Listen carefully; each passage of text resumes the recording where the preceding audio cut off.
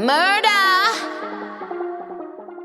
guys, welcome back to my channel, all 35 of you. I'm so thankful for the reception that you guys have given on my other videos.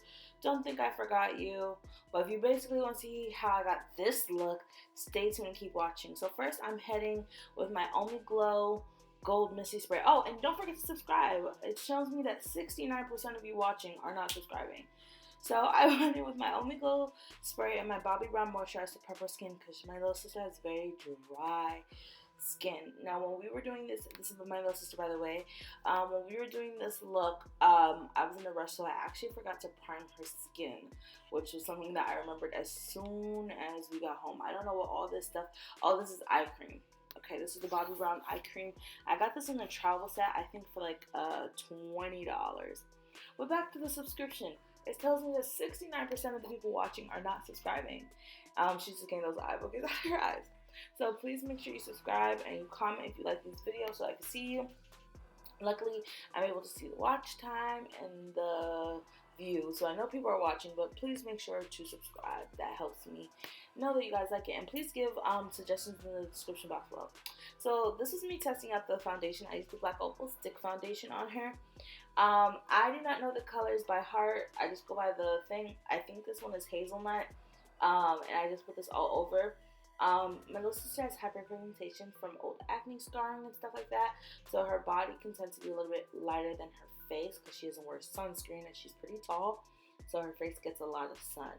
So this is me just testing out the foundation. I think I added even another one to go even darker and just to kind of mellow out the undertone. Add as many as you need, and you can always just sheer out the coverage, which just keep buffing it out with your brush. So now I'm going in with my Real Techniques buffing brush. This is my favorite brush to blend out foundation. I love this brush so much, and as you guys see, once I start blending out the foundations, when you look at the foundation compared to her neck, it gives a really beautiful color. And of course, once you go in with your bronzer and your contour and all that stuff, the look all comes together. And push come to shove, wipe off the first foundation. I don't tend to wipe it off just because I know it's not going to make that much of a difference. But, yeah. The bonnet monster is back. I'm so sorry. I need to remember to take off these bonnets. I'm going in with, I believe, the Milani foundation. The 2-in-1 concealer foundation. Or this is Fawn by LA Girl. One of the two. I need to start remembering the stuff I'm using. I think it's actually a mix because I think I put Fawn in the inner corner. So the shade for the foundation I'm going in with is 13, and that is the LA Girl Pro Concealer in the shade Fawn in the inner corner. We decided to do a brighter under eye because we were kind of going for a really pretty pink look. I'm gonna put the person in the description box who inspired this look. She's another makeup artist in Miami by the name of Upscale Maquillage, I think.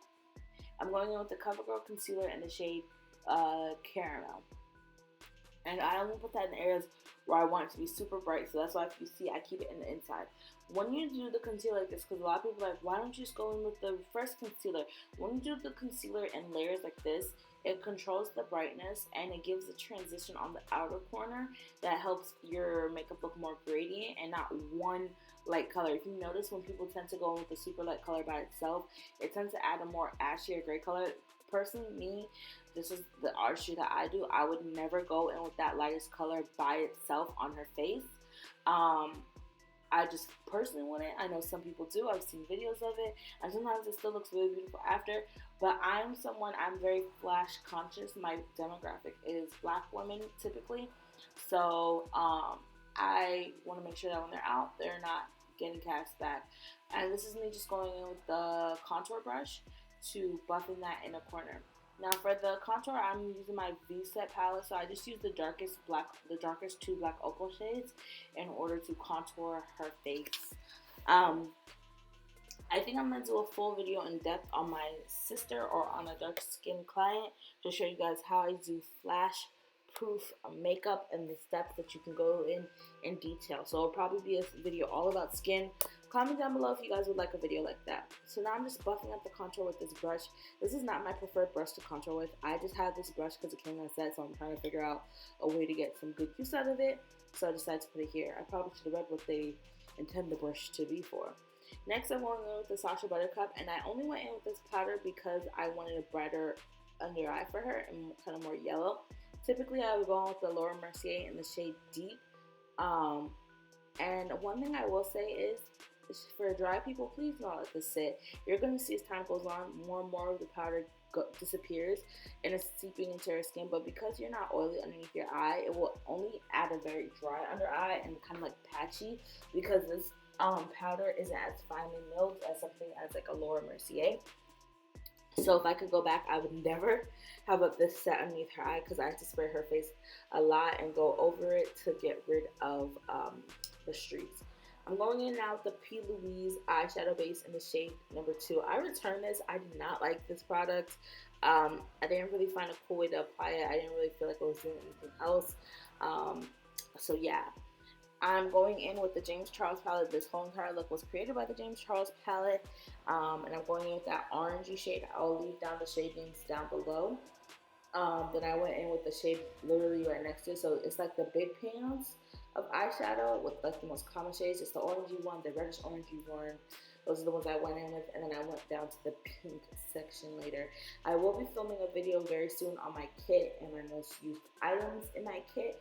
And also I'm going to, if you guys want, I'll actually explain to you how to build a kit with little money, because there's a technique that I prefer to do, and it's really nothing revolutionary, but sometimes you need somebody to tell you, and then you'll actually do it. But yeah, I'm just going to deepen out this look, and then eventually I'm going to go in with that hot pink color. But on the outsides, I added the deeper pink fuchsia color in order to give it some room to transition.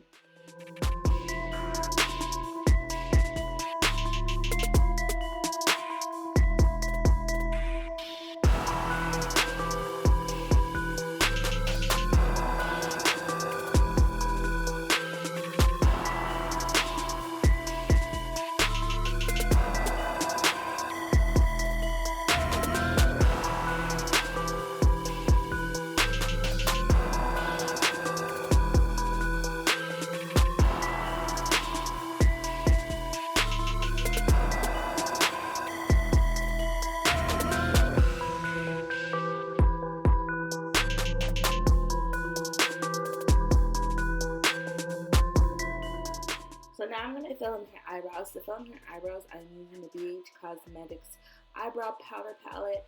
I just outline the bottom, outline the top. I actually waxed her eyebrows before this, and if I could have went back, I would have made her eyebrows a little bit thinner, because since she has such a small eye space, the thicker eyebrows tend to overtake that. So I have to be very careful when filling in her eyebrows. So I probably would have given her more of an arch and just thinned them out the slightest of bit, just for everyday use. Then underneath, I'm going in with a black opal foundation shade. Don't know which one it is. Just look at the one that's closest to the skin tone mixed with the highlighter shade, so it doesn't do too much of an effect. I'm going in with this rose water spray. I'm going to link the brand down below to help that powder mix in, like I was talking about earlier, because it was giving me a very powdery effect. Next, I'm going in with the liner I hate. This is the NYX liquid liner in the shade matte black. Hate this so much. To me, it disappears as the day goes on. I love the white one though, but to me the black one disappears as the day goes on. Tell me if anybody else gets that. So I'm just adding the white one on top for some more fun. I just don't get the black one. So many people love it, but to me it disappears. Also, if you notice the pink eyeshadow being chunky, that is not the palette, that is me, because I used a wet brush on accident. And like I said, we were rushing to make it to watch Maleficent with our dad. So yeah, it would have been too much. Now this is something that I do, and I include this part in here because from a lot of my makeup lash runs, I realize a lot of people don't do this. I try out 2 lashes on my clients before I choose one lash. This is something I love to do because I love to make sure that I'm giving them the best lash possible for their look. Because sometimes they could be very similar, and sometimes you think a lash might look better, but when you really look at it compared, it doesn't look better. So as you see, I'm comparing it, and me personally, I chose I think to you guys it's the right lash. I chose the right lash because it still showcased the eyeshadow without overtaking it, versus the left lash was for more of a, I would say, a bronzy look, where you really don't want the color to shine through as much, or you don't mind if it doesn't shine through as much. I just thought the left one was a little too fluffy for this look.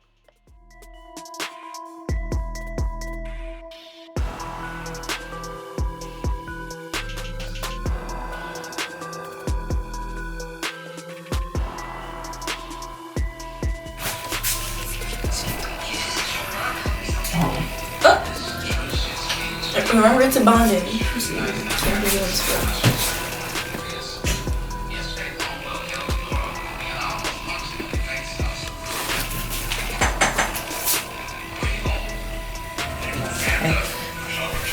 Look. Did Daddy come back? He's right there. Long time. Come on, serve the faces.